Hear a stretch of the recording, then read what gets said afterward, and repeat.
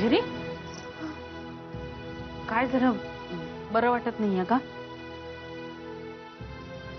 तसं नाही आई, थोडा अशक्तपणा जाणवतोय.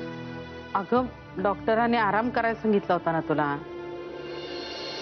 मग उठायची काही गरज होती का? कोणाचं ऐकायचं म्हणून नाही. आई, मला तहान लागली होती हो, म्हणून पाणी घ्यायला आले होते.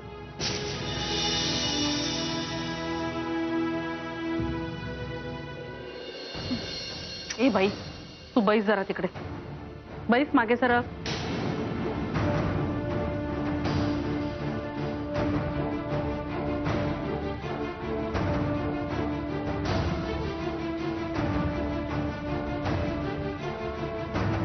थांब, मी देते.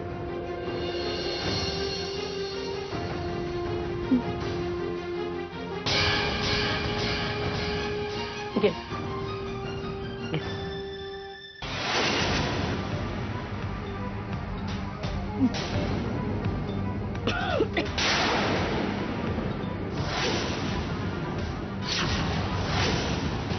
एक घोट.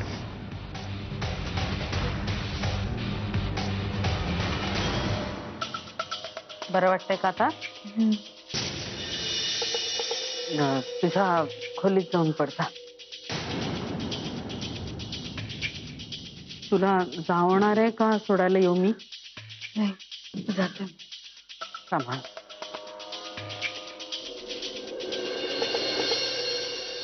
मावशी, काय झालं? तिला बरं वाटत नव्हतं का? चक्कर आली होती तिला.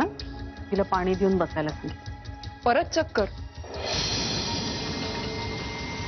की नाटक?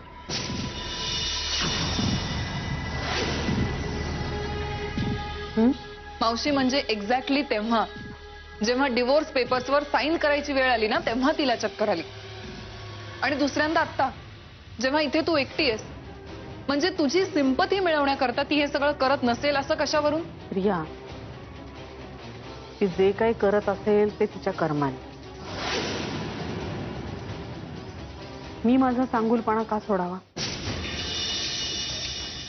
तसंही कोणा शत्रूला जरी त्रास झाला तरी आपण आधाराचा हात पुढे करतोच ना.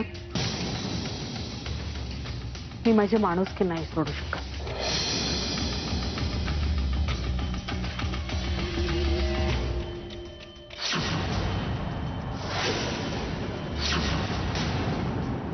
फिरून फिरून विचारण्यापेक्षा थेट विचारू का? हे तरी का विचारतो? हाडाचं वकील आहे बाबा मी. प्रोसीड. त्या नाडकर्णी वकिलाला कशाला भेटला होता?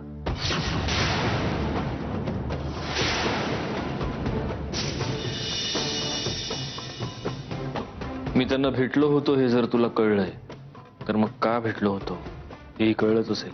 कसं आहे ना सत्या, आम्ही दोघं तसे व्यवसाय बंधू. त्यामुळे गप्पा मारता मारता एकदा तुझा विषय झाला. का भेटला होता? मल्हार, नाडकर्णी डिवोर्स लॉयर आहेत आणि मी एक लग्न झालेला माणूस. एक लग्न झालेला माणूस जेव्हा एका डिवोर्स लॉयरला भेटतो तेव्हा तो का भेटतो हे मी तुला सांगायला हवं का? पण नाडकर्णीला भेटायच्या आधी तू तुझा विचार पक्का केलाय का? हो. पण या समजावर मंजिरी वहिनीचं काय म्हणणं आहे? म्हणजे म्युच्युअल अंडरस्टँडिंग आहे का तुझा हट्ट? माझा कसला हट्ट? उलट तिच्याच तर मनासारखं होते सगळं. मला विचारशील ना सत्या, तर तू परत एकदा विचार कर बाबा. येऊ का?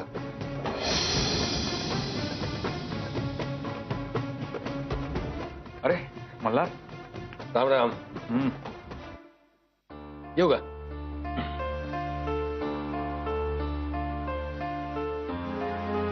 बस.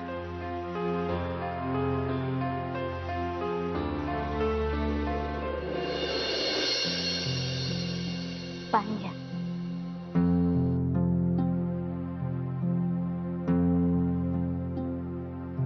मंजिरी ताईसाहेब येतीलच इतक्यात, तुम्ही जरा बसा. डॉक्टर, अहो तुम्ही अचानक काय झालं डॉक्टर? तुम्ही स्वतः घरी आलात? अहो, आपण टेस्ट केले ना, त्याचे रिपोर्ट्स आलेत. म्हणून मी स्वतःच घेऊन आले. अहो पण तुम्ही स्वतः एवढ्या तातडीने घरी आलात, काही काळजी करण्यासारखं नाहीये ना? तेवढेच महत्वाचे रिपोर्ट्स आहेत म्हटल्यावर काय करणार, आणि या घराशी जुने संबंध आहेत ना, म्हटलं स्वतःच घरी जाऊन रिपोर्ट्स द्यावेत. डॉक्टर प्लीज, मला प्लीज सांगा नक्की काय झालंय, म्हणजे घाबरण्यासारखं नाहीये ना काही? अहो काळजी कसली करताय, आनंदाची बातमी आहे. तोंड गोड करा. मिसेस मुधोळकर, तुम्ही आई होणार आहात, आई.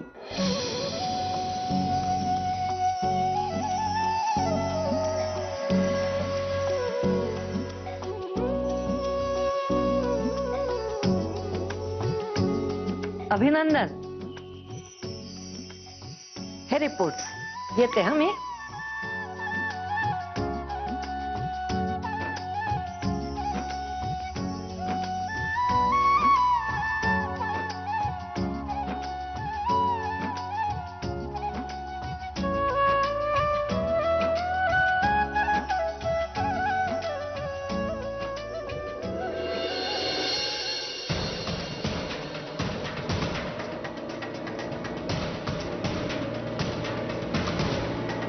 काय घेणार आहेस विहंगा?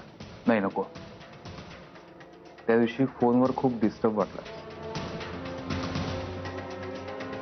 काय झालं सत्यजित, तू डिस्टर्ब असताना ज्या हक्कानं तुला माझ्याशी बोलावं असं वाटलं, त्याच हक्कानं मी तुला विचारतोय, तुझ्या डिस्टर्ब होण्यामागचं कारण काय?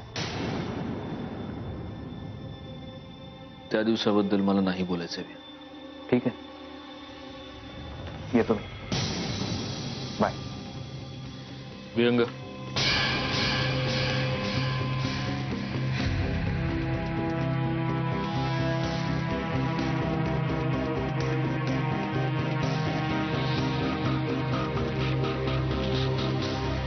नाईलाजानं गेले काही दिवस मी त्या होळकरसाठी काम करतोय. यातून माझ्या एक लक्षात आलंय विहंग की तुझा आणि त्याचा काहीच संबंध नाही.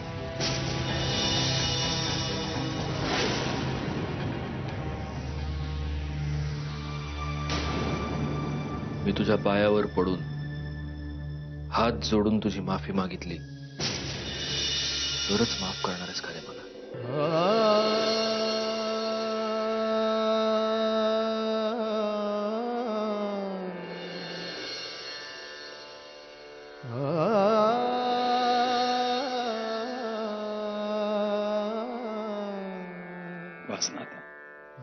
रडवशील का अजून? नाही विहंगा, मी खूप मोठा अपराधी आहे तुझा. फक्त तुझाच नाही, मधुराचा सुद्धा. सॉरी. हे बघ सत्य, मधल्या काळात काहीच घडलं नाही असं समजून नाही भेटू शकत आपण. मी सगळं विसरलोय. मला एका वेगळ्या विषयावर तुझ्याशी बोलायचं आहे. मंजिरीबद्दल.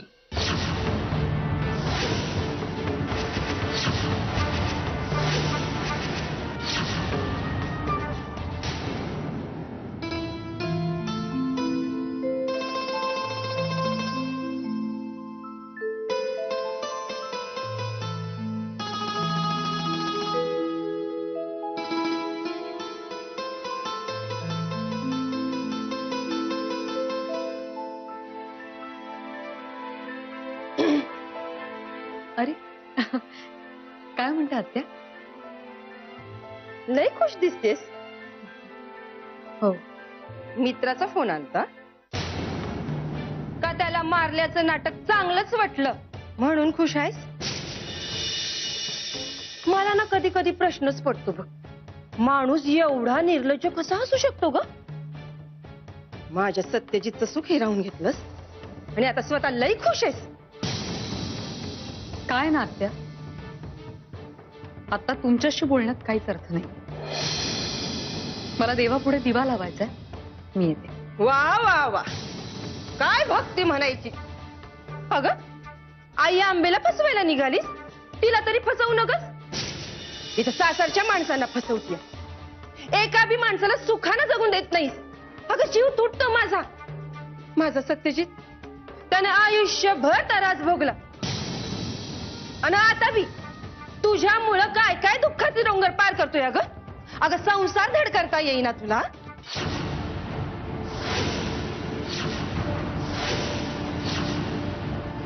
आणि काही देवाची नाटकं चालवली आहेस. आधी स्वतःच्या आईला खाल्लंस आणि आता सत्याजित आणि या घराला खायला उठलीस वय. ग्रहण लागलं या घराला तुझ्या पायी. आत्या, आजपर्यंत आपल्या नात्याचा आणि तुमच्या वयाचा मान म्हणून मी तुम्हाला काहीच बोलले नाही. पण आज सांग, मी कुणाला सुखी ठेवण्याचा प्रयत्न केलाय, मी काय पाप केलंय हे मला आणि माझ्या परमेश्वराला खूप चांगलं माहितीये. काय बोलतेस ते कळते का तुला? मला चांगलंच कळतंय. पण तुम्हाला कळत नसेल तर पुन्हा एकदा सांगू. अगं कोणाशी बोलतेस माहिती ना वा. पण तुम्ही कोणाशी बोलताय ना हे तुम्ही चांगलं लक्षात ठेवा. सौ मंजिरी सत्यजित मुधोळकरशी.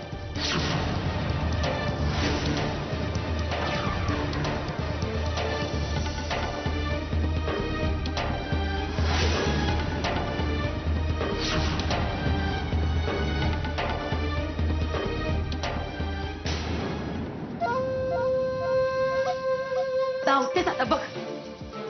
आत्या, काय काय झालं? नाही नाही, तिला ना आता तिची जागाच दाखवून देते. मला बोलतीय, माझा अपमान करते ती. मी काय या घरातली केरसुनी हाय वय. माझं बी नाव चारुशीला मुधोळकर हाय. हो, मी शांतपणे ऐकून घेते. याचा गैरफायदा घ्यायचं कारण नाही. तिला धावतेच बघ.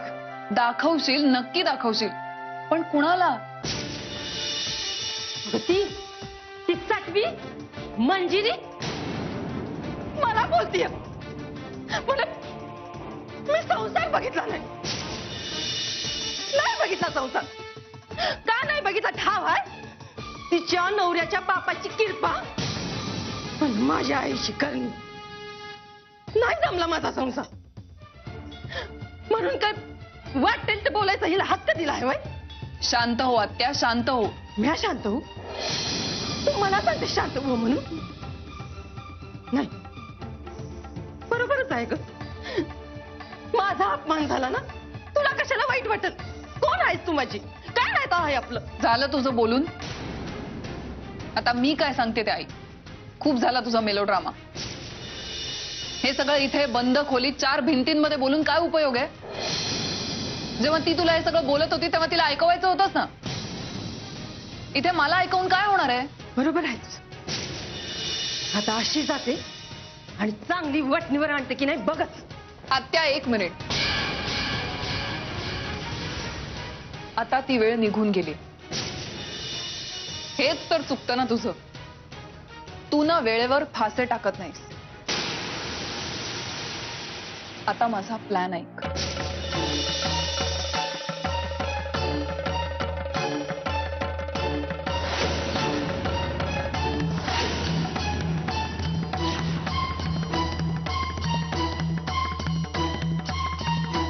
कळलं?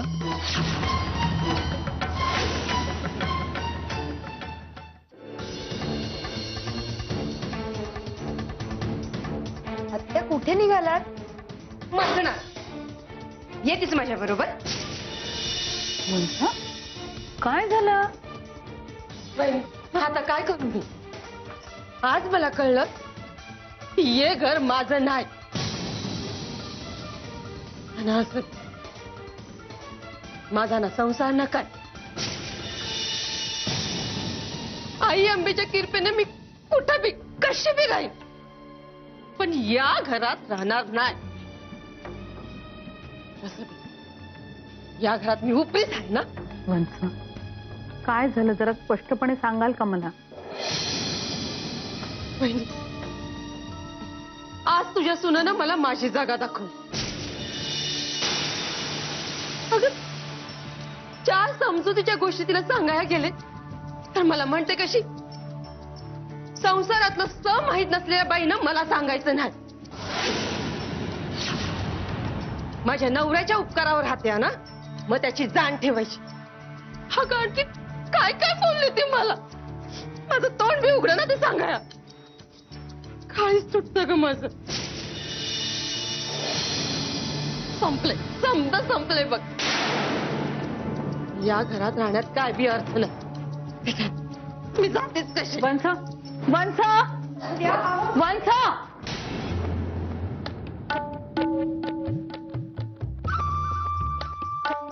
तुम्ही थांबा, मी बघते तिच्याकडे. तू काय करणार आहेस? उपऱ्याला खेटऱ्याचा मार असतो या ना, हेच खरं. वंश, हवं तर मी तिच्या वतीने तुमची माफी मागते. तुम्ही आम्हाला सोडून जाऊ नका. अगं तू कशाला माफी मागते? मला जाऊ दे. काय बी झालं तरी मी परत येणार नाही.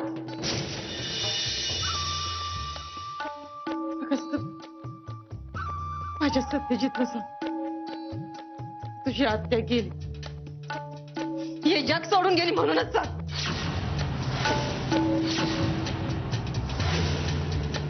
वंश, काय बोलताय हे तुम्ही? सासूबाई सासूबाई तुम्ही काहीतरी सांगून बघा ना. या ना या घर सोडून चालल्यात. असं व्हय? अगं चारू, मग थांबलीस कशा पायी? जा की लवकर.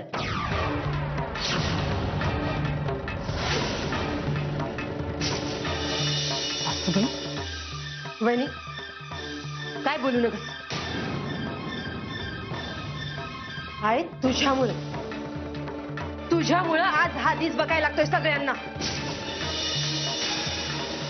अगं तुझ्यामुळं सगळ्यांच्या डोक्यावर बसली ती मंजिरी. चारे, तुझी आय हाय मी. तू जन्माला आलीस ना तेव्हापासून बघकी मी तुला. मंजिरीला बी चांगली ओळखते. नक्कीच काहीतरी खुसपट काढला असणार तू. त्याशिवाय मंजिरी असं वाग. तू माझी सख्खी आय आहे की सावत्र ग?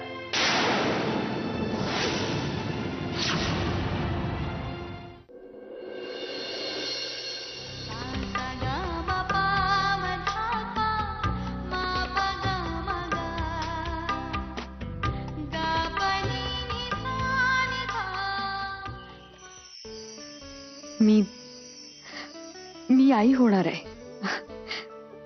किती सुंदर आहे आणि तेवढंच अनपेक्षित.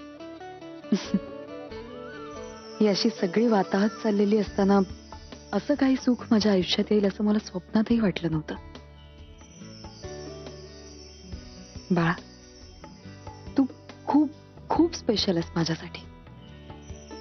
तुझ्या सावलीने जर एवढा आनंद झालाय मला, तर छोट्या छोट्या पावलांनी तू जेव्हा घरात येशील तेव्हा तर हे घर आनंदाने भरून जाईल. जेव्हा प्रलय झाला होता तेव्हा अश्वत्थामाच्या पानावर परमेश्वर जन्माला आला होता. आज माझंही पूर्ण जग कोलमडत असताना तू तुझ्या येण्याची चाहूल दिलीस. ही एक नवीन सुरुवात आहे की आमच्या नात्यातली वाटचाल याने थांबेल? मला कळत नाही की तुझं स्वागत मी करू तरी कसं. एका बाजूला उद्या येणाऱ्या सुखाची आशा आहे, तर दुसरीकडे आज समोर असलेलं दुःख आहे.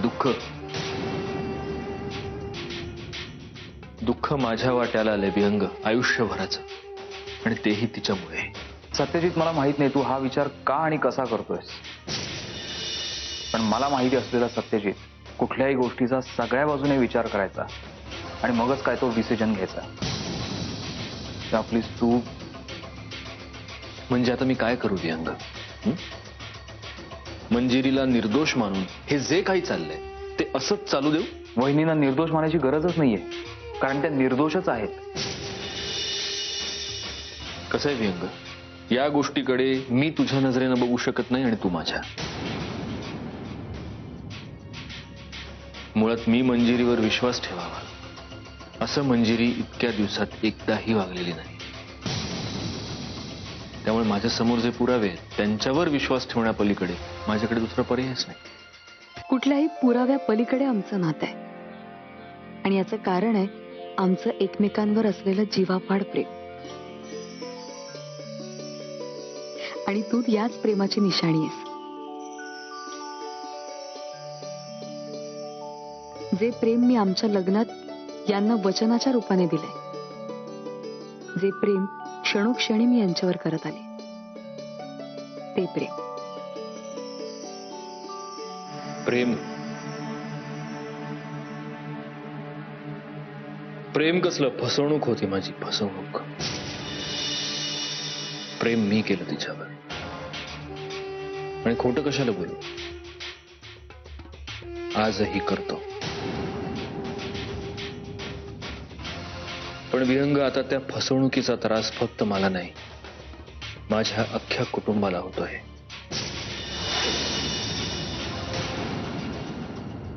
बाळा, जसा तू माझा आहेस ना, तसाच त्यांचाही आहेस. तुझ्या येण्याने मला जेवढा आनंद झालाय तेवढाच त्यांनाही होणार आहे. कदाचित त्यांची खात्री सुद्धा पटेल की मी नेहमीच त्यांच्याशी प्रामाणिक होते, आणि कदाचित तुझ्या येण्यामुळे आम्ही पुन्हा एकत्र सुद्धा येणार असू. आणि मी तिच्यावर कितीही प्रेम करत असलो तरी माझ्या कुटुंबाला त्रास देण्याचा मला काहीही हक्क नाहीये. म्हणूनच आता मी मंजिरीला डिवोर्स देणार आहे.